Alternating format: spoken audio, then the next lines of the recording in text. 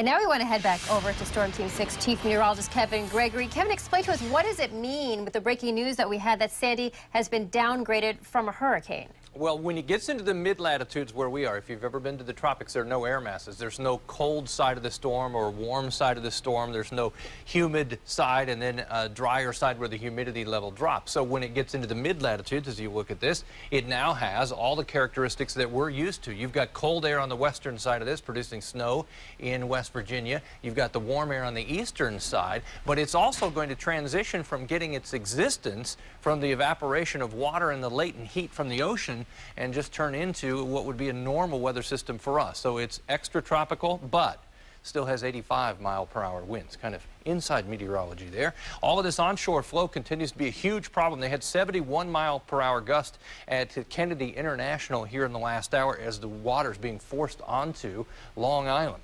85-mile-per-hour winds now. Tomorrow afternoon down to 60, 35 Wednesday as it moves near Buffalo and Rochester, New York, and then out of the country into Quebec as we get into Thursday. We've got tomorrow, Wednesday, and Thursday where the effects are still going to be felt in the Northeast. Let's talk about what's happening first thing in the morning. The blues on our TrueCast, this is our forecast model, helps us with the timing of precipitation and the precipitation type.